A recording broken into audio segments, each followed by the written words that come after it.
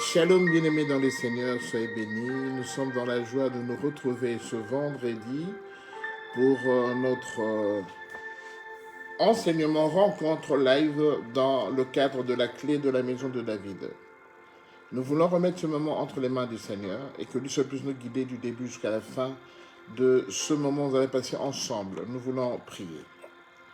Tendre Père, nous bénissons ton nom et te rendons grâce parce que tu es le Dieu Tout-Puissant. Merci pour ta présence au milieu de nous. Merci pour tout ce que tu as fait pour nous depuis ce matin, Seigneur Jésus-Christ, jusqu'en ce moment. Tu es tellement bon et tellement merveilleux, Père de gloire. Et tes bontés, Seigneur Jésus, ne tarissent ce point, Seigneur, et elles se renouvellent chaque matin. Nous te bénissons pour ton amour, pour cette grâce que tu nous as accordée, Père. Laisse que ton sang puisse venir encore nous laver, nous nettoyer, parce que nous ne sommes pas propres. Nous ne sommes pas purs, Père, parce que depuis la journée, nous avons sûrement dû faire des choses que toi, tu n'as pas appréciées. Nous implorons ta grâce et ta miséricorde, Père. Lave-nous par ton sang précieux et que ton esprit soit à l'œuvre en toutes choses, Père. Conduis-nous, Seigneur, et que ton esprit soit à l'œuvre en toutes choses, afin que tous nous allons partager, nous puissions glorifier le nom du Seigneur Jésus. Nous te bénissons et te rendons grâce. Dans le nom de Jésus-Christ de Nazareth, nous t'avons ainsi prié. Amen. Amen, amen, amen. Bienvenue dans le Seigneur. Soyez bénis, vous tous qui êtes connectés. Soyez bénis, bien-aimés ce soir. Jésus-Christ est bon, il est tellement merveilleux. Il est tellement bon, il nous donne la vie, il nous donne la paix. Il est le Seigneur des Seigneurs. Gloire à toi, Jésus.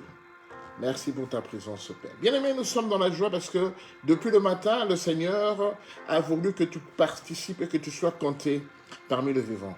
Nous voulons juste parler d'un petit thème.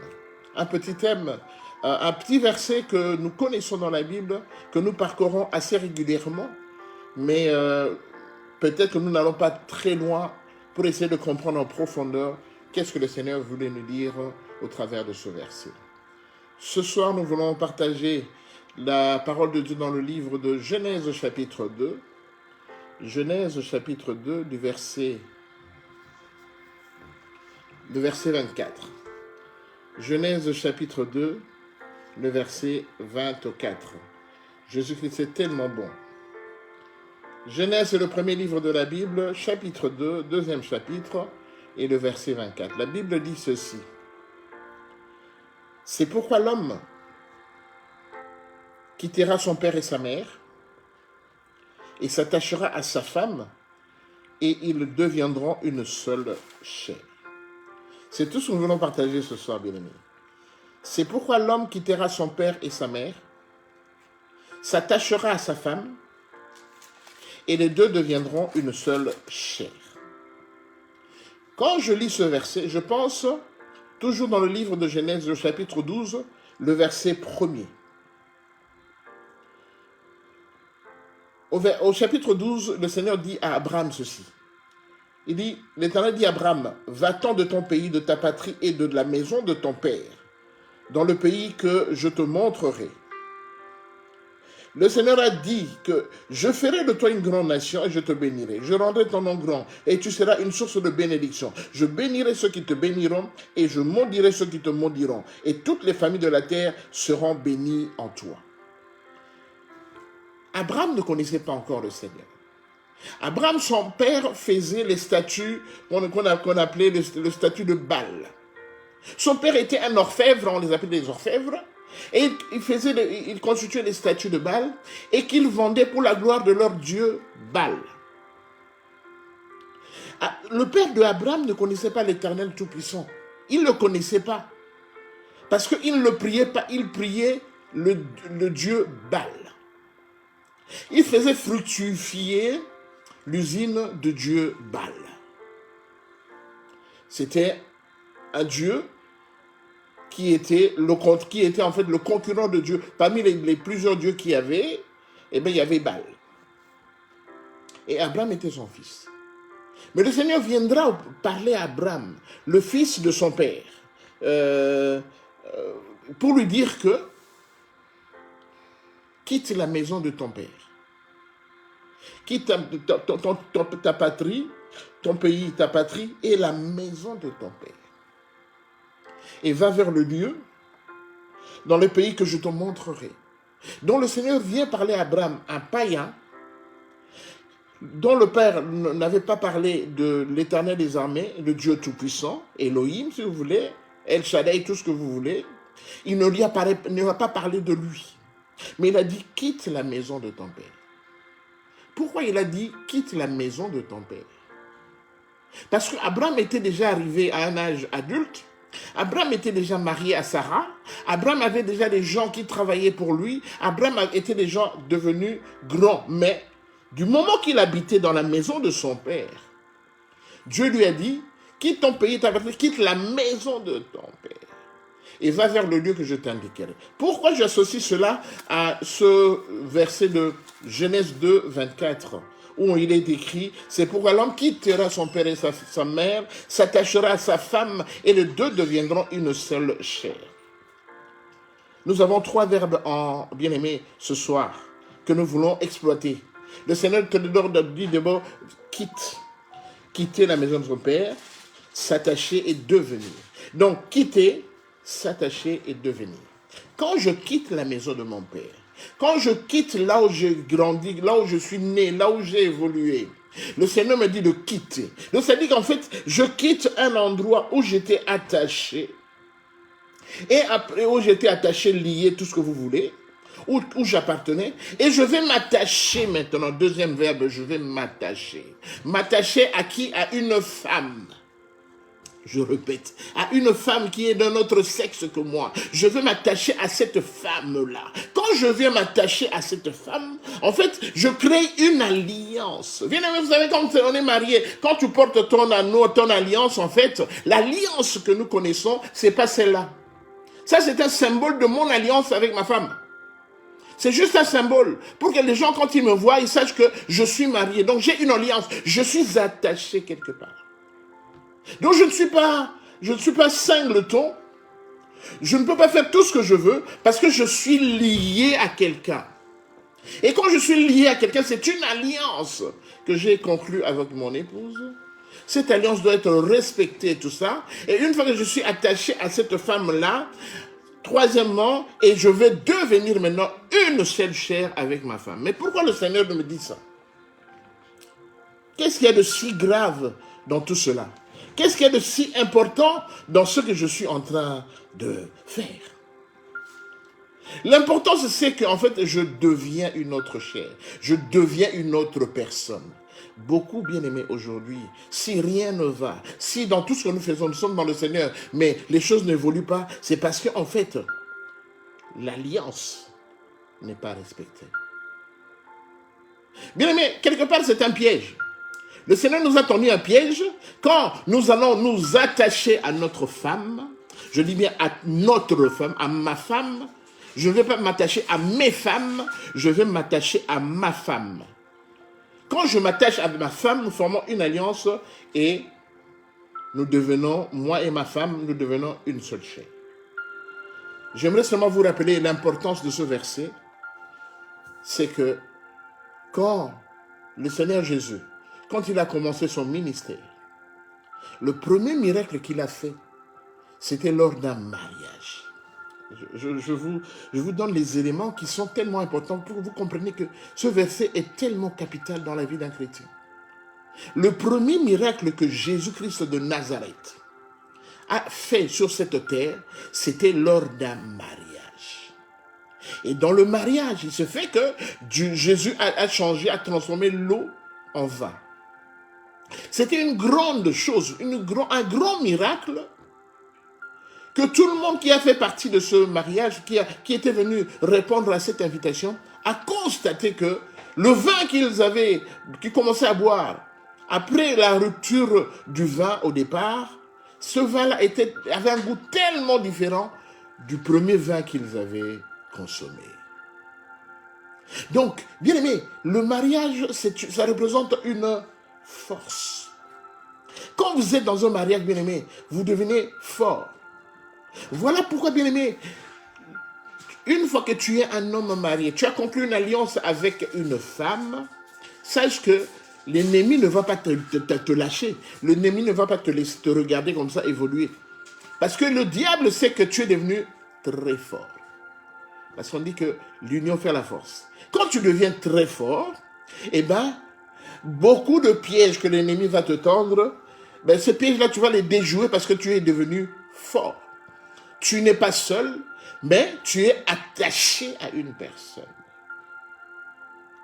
Bien aimé, beaucoup vivent aujourd'hui, mais s'ils ne réussissent pas, c'est parce que cette alliance-là qu'il a conclue avec son épouse, cette alliance a été brisée. Comment est-ce que l'alliance est brisée? On peut briser une alliance en devenant infidèle. On peut briser une alliance en allant s'attacher. Au lieu d'attacher à ta femme, tu viens t'attacher à tes femmes. Bien aimé, nous sommes dans le monde moderne. Jésus-Christ nous a accordé la grâce. Si dans le temps, Abraham, Isaac, tous ces serviteurs de Dieu, ces grands patriarches, ils avaient beaucoup de femmes, c'était dans le temps. Le Seigneur permettait ça. Mais avec l'avènement du Seigneur Jésus, à l'époque de Jésus, il a dit, je veux que tout serviteur de Dieu, tout évêque, soit mari d'une seule femme. J'aimerais bien aimer rappeler ce soir, à toi qui me suis, réellement, est-ce que ton alliance est toujours intacte? Est-ce que ton alliance est brisée? Est-ce que tu as des choses que tu n'as jamais dites à ta femme? Vice versa, papa, maman, est-ce que tu as des choses que tu n'as jamais dites à ton mari? Est-ce que tu entretiens d'autres relations en dehors de votre relation que ton mari ne connaît pas, que ta femme ne connaît pas? Voilà comment on brise une alliance, bien-aimée. Et cette alliance est tellement primordiale. Avant toute alliance sur cette terre, bien-aimée, la première alliance, c'est quand toi, tu es marié. Je parle à ceux qui sont mariés. Bien-aimé, je dis que quand tu es marié, tu t'engages dans un duo, dans une alliance, dans une organisation que tu dois respecter. Si tu ne respectes pas cette organisation, cette alliance, cet accord, eh bien, bien-aimé, les conséquences vont arriver. Dieu n'est pas bête. Hein? Il n'est pas bête. S'il nous a poussés dans tout cela, c'est parce qu'il veut que nous soyons forts et solides. Beaucoup de choses nous arrivent aujourd'hui, c'est parce que nous n'avons pas pu observer et respecter l'alliance que nous avons conclue. Bien aimé, beaucoup de maladies arrivent à la maison parce que avec l'alliance que tu as conclue, tu ne lui dis pas la vérité. Tu mènes une autre vie en dehors de la maison, et quand tu viens à la maison, tu te comportes comme quelqu'un qui est pieux, qui est quelqu'un qui fuit les péchés. Bien aimé, nous commettons tous les jours des péchés. Nous commettons les péchés tous les jours. Voilà pourquoi nous faisons la repentance, nous faisons la confession tous les jours, parce que nous avons été susceptibles d'avoir commis des péchés. Alors, je crois que vous avez compris pourquoi Dieu a dit à Abraham de quitter la maison de son père. Parce qu'il était attaché à sa femme, de quitter cela, de quitter l'organisation à laquelle il appartenait, pour aller créer maintenant une organisation à lui seul, à lui et sa femme, et les enfants viennent après. Alors, je voulais juste rappeler l'importance de ce verset. Aujourd'hui, nous tombons dans les pièges. Aujourd'hui, nous n'évoluons pas. Aujourd'hui, tout ce que nous demandons au Seigneur, nous avons l'impression que le Seigneur ne fait pas. C'est parce que nous avons conclu une alliance que nous ne respectons pas. Vous savez, bien aimé, ça fait maintenant 32 ans. J'ai conclu une alliance avec mon épouse. Nous avons 32 ans de mariage, de vie commune aujourd'hui. Mais pendant les 32 ans de vie commune que j'ai avec mon épouse, je n'ai jamais transgressé l'alliance. Depuis que je suis avec elle, je n'ai plus jamais commis une autre femme. Ça peut sembler bizarre. Ça peut sembler bizarre. Je ne dirais pas que par moments les envies ne me sont pas arrivées. Les envies me sont arrivées. Je dis rencontrer d'autres femmes. Quand je regarde, je dis, celle-là, elle est meilleure que ma femme. Celle-là, elle est meilleure que mon épouse. Je crois que si je pars avec elle, ma vie serait transformée. Mais bien aimé, mais je me ressaisis toujours quand je pense à ce verset. Je me ressaisis toujours. Parce que près de la femme, c'est quoi? C'est la beauté, c'est l'attirance, c'est le corps, c'est le désir charnel qui me pousse à être attiré par une femme. Mais en conclusion, à la fin, si jamais je vais avec cette femme-là, à la fin, je vais même regretter moi-même. Parce que Qu'est-ce que je vais gagner de meilleur, de plus auprès de cette personne que je ne peux pas avoir auprès de mon épouse? C'est vrai que vous allez dire que voilà, ça fait longtemps, tu es tellement habitué à elle, et voilà, ça donne un dégoût.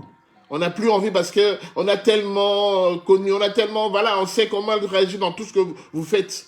Mais la Bible dit qu'il y a des moyens pour nous, pour augmenter cet amour qu'on a vis-à-vis de son épouse. Il y a plusieurs moyens. Il y a plusieurs moyens. Le Seigneur a mis nous a donné tout ce qui est important pour essayer d'améliorer, de mettre un peu du piquant, un peu du sel, un peu de l'harmonie dans le couple. Voilà, vous pouvez voyager, vous pouvez aller visiter d'autres pays, vous pouvez aller visiter dormir dans d'autres endroits, dans d'autres espaces que des espaces habituels. Donc le Seigneur a mis devant nous les possibilités pour essayer d'harmoniser ce couple-là, d'harmoniser cette alliance. Mais je n'ai jamais trompé ma femme depuis 32 ans de vie commune. Qu'est-ce qui t'empêche à toi de faire la même chose? Je vous ai dit, les envies, les envies se sont présentées devant moi. Bien que serviteur de Dieu, les envies se sont présentées. Mais je me suis ressaisi. À la fin, je dis non, ça ne servira à rien. Je vais briser mon alliance. Parce que, bien aimé, quand tu brises cette alliance-là, que le Seigneur a permis que vous puissiez conclure avec votre femme, eh bien, tu ouvres la porte à beaucoup de méchantes personnes, à beaucoup de démons, à beaucoup de méchanceté qui vont rentrer dans la maison. Bien aimé, la mort peut venir si tu brises cette alliance. La mort peut arriver. La mort physique. Pas nécessairement de vous les parents, mais ça peut attaquer les enfants. Les maladies bizarres, les maladies compliquées, ça peut venir parce que tu brises cette alliance-là que le Seigneur reconnaît. C'est pourquoi elle a dit, je souhaite que les jeunes gens se marient, qu'ils aient des enfants et qu'ils dirigent leur foyer. Pourquoi croyez-vous que le Seigneur nous a demandé de nous marier? C'est parce que en étant ensemble, on devient une force. En étant ensemble, on devient une puissance, bien-aimé. L'union fait la force. Alors le Seigneur m'a vraiment tiré les oreilles en disant, rappelle à mes enfants, rappelle à mon peuple le problème de l'alliance. Est-ce que cette alliance est respectée? Est-ce que cette alliance est brisée? Est-ce qu'il n'est pas allé voir ailleurs? Est-ce qu'il y a des choses qu'il n'a pas dites à son mari? Il y a des choses qu'il n'a pas dites à sa femme? Est-ce qu'il se comporte proprement? Est-ce qu'il se comporte royalement selon la parole de Dieu? Parce que bien aimé, nous disons toujours Jésus, Jésus, Seigneur, Seigneur. Mais le Seigneur ce jour-là va nous dire, éloigne-toi de moi, conducteur d'iniquité, je ne t'ai jamais connu. Bien aimé, c'est la seule chose qui me hante. Depuis que je suis devenu serviteur de Dieu, c'est la seule chose qui me fait peur. Que le Seigneur me dise qu'il ne m'a jamais connu. Ça, par moments, quand j'essaie de concevoir ça, je dis, mais j'aurais dû arrêter de continuer à servir le Seigneur. J'aurais dû arrêter. C'est la seule chose que je crains que le Seigneur me dise ce jour-là. Donc, bien-aimé, il est temps de prendre une décision. Le Seigneur veut que réellement, qu'il puisse encore te bénir abondamment. Mais il se rend compte que ton alliance est déjà brisée. Ton alliance n'est pas respectée. Bien aimé, vous savez, le Seigneur, quand il te donne une alliance et que tu ne la respectes pas, le Seigneur s'écarte, il s'en va. Toi, tu crois toujours que tu es avec le Seigneur. Tu crois toujours que le Saint-Esprit est avec toi, alors qu'il était déjà parti depuis longtemps. Et tu n'as plus de protection. Tu n'as plus de barrière. Tout devient perméable chez toi et les attaques vont arriver. Alors, j'aimerais juste conclure pour te dire que si finalement Abraham avait été béni, c'est parce qu'il avait respecté l'alliance et il avait respecté les instructions de Dieu. Moi, je ne suis pas Dieu. Je suis un pauvre type. Un pauvre type, voilà, qui s'est converti, qui s'est mis dans le service du Seigneur. Je n'ai pas des millions à te donner parce que tu attends des millions, parce que c'est comme ça que tu veux évoluer. C'est pourquoi tu ne prends pas en considération ce que je suis en train de dire. Mais je suis la bouche autorisée par le Seigneur pour t'étaler tous ces oracles, pour que tu puisses écouter.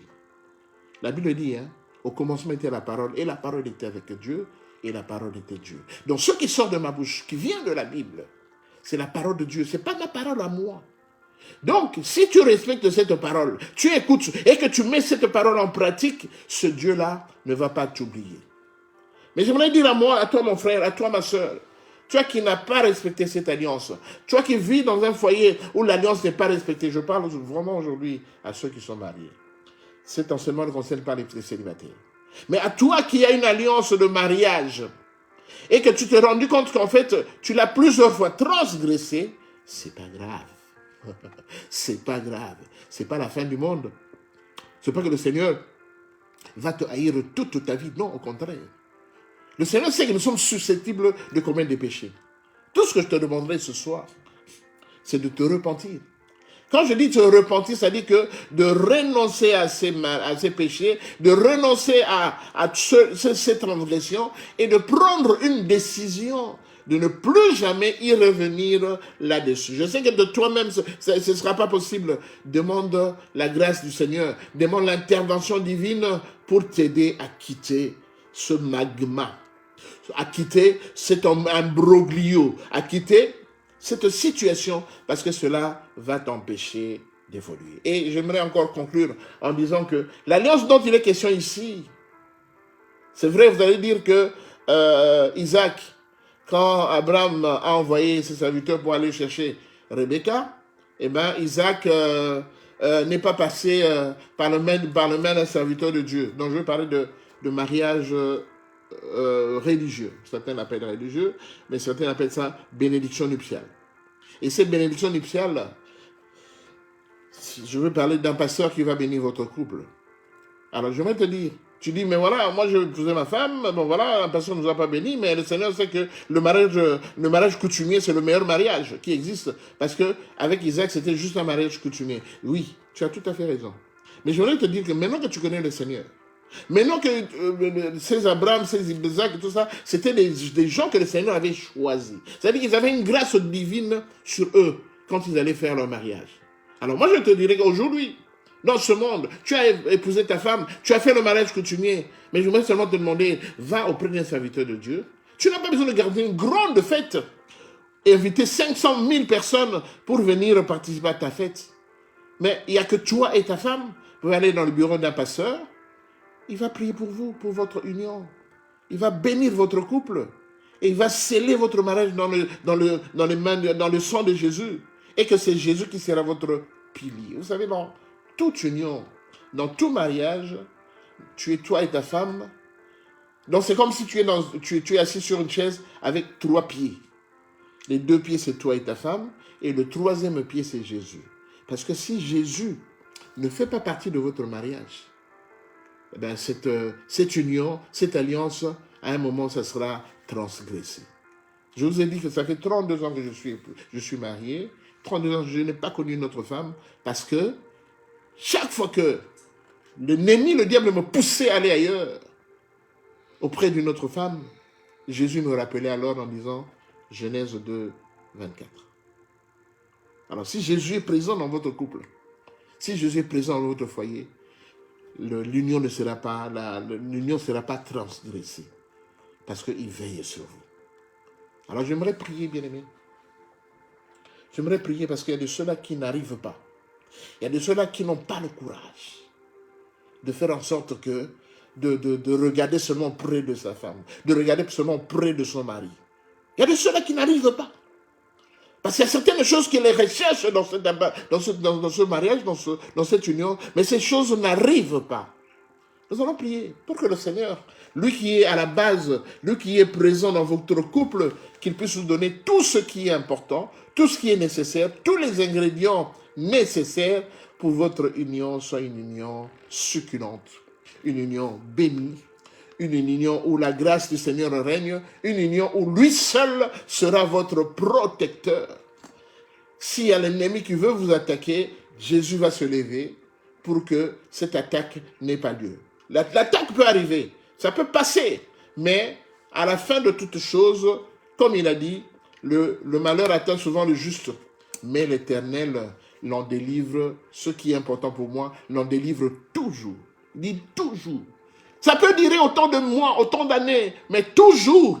Donc toujours, effectivement, à la fin, Dieu va te délivrer.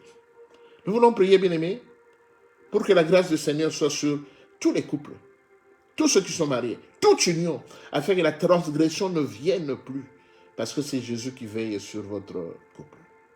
Je vais prier. Tendre Père, je bénis ton nom parce que tu es le Dieu Tout-Puissant. Merci, toi qui nous as parlé ce soir. Merci, toi qui veux que, Père, cette union, Seigneur, soit honorée. Toi qui veux que cette alliance, Père gloire, Seigneur, que cette alliance, Père gloire, soit au bon port, afin que mon frère et ma soeur soient dans la joie dans son foyer. La Bible déclare, soyez toujours joyeux. Seigneur, j'aimerais que ce soir, qu'un couple soit toujours dans la joie, qu'une femme soit dans la joie et qu'un mari soit dans la joie, Père de gloire. Parce qu'ils se rendent compte que leur union, leur alliance a été transgressée. Leur alliance n'évolue pas comme toi tu le veux, Seigneur. Oh, tu es ce Dieu-là qui est derrière ta parole pour l'accomplir par des signes, des miracles et des prodiges. Si mon frère a péché, si ma soeur a péché, Père de gloire, j'implore ta grâce et ta miséricorde, Père. Seigneur, pardonne, Père de gloire, toutes les transgressions. Je sais que ce n'est pas de sa faute, mais parce qu'il a été tellement, Père de gloire, et tellement poussé par l'ennemi, tellement embêté par l'ennemi qu'il est tombé dans le péché, Père.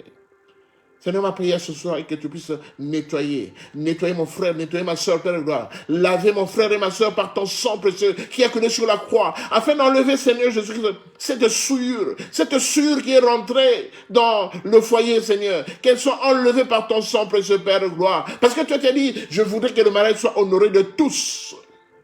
Que le mariage soit honoré de tous, Père. Seigneur, là où il y a transgression, là où il n'y a pas eu honneur dans ce mariage, Père, lave par ton sang précieux, lave mon frère, lave ma soeur ce soir, Père de gloire, et que ton esprit soit à l'œuvre en toutes choses. Saint-Esprit, je viens t'inviter ce soir. Tu as permis que mon frère et ma soeur soient lavés par ton sang précieux. Saint-Esprit de Dieu, manifeste-toi. Donne encore l'intelligence à mon frère et à ma soeur. Donne encore la possibilité, Seigneur, de pouvoir évoluer selon ta parole, Seigneur. Car la Bible déclare, envoie sa parole et sa parole guérit. Seigneur, viens guérir le couple de mon frère. Viens guérir le couple de ma soeur, Seigneur. Viens guérir ce couple, Père de gloire, afin que cette guérison puisse apporter la bénédiction dans ce foyer. N'est-ce pas toi qui a conclu ton premier miracle lors du mariage de Canaan? Lors du mariage de Canaan, Seigneur, Père de gloire, que ce soit quand mon frère et ma soeur seront repentis et qu'ils se tourneront leur face vers toi, Seigneur, que tu apportes par le miracle qui a toujours, Père de gloire, qui a toujours manqué dans ce couple, que ce couple vive un miracle ce soir, vive un miracle, un nouveau départ où toi tu vas encore étendre ta main puissante pour les protéger, pour les garder, les assister, Seigneur. Bénis le travail de mon frère, bénis le travail de ma soeur, Père de gloire, et que ta protection soit divine, Père de gloire, pour que chacun de deux parties puisse obtenir la paix, obtenir la joie, Seigneur.